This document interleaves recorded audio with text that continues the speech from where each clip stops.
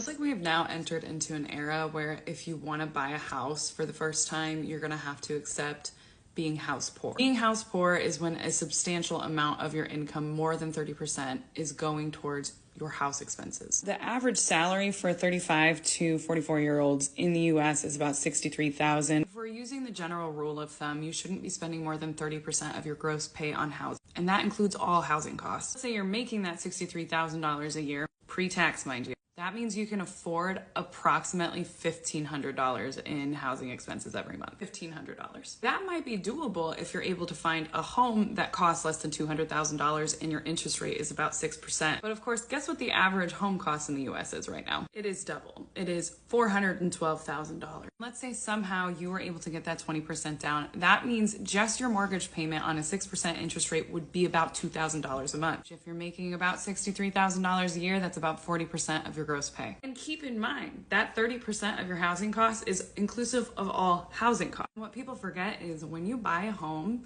your mortgage is like the minimum that you're going to be paying on a monthly basis. You're also going to have utilities, you'll have insurance costs, you're going to have other costs associated with homeownership, and you should be saving a portion of the value of the home every single month for repairs. And they don't know how the average American is doing it, because even as a high income earner, I'm looking at the housing market and I'm like, I don't know how I'm ever going to be able to afford to buy a house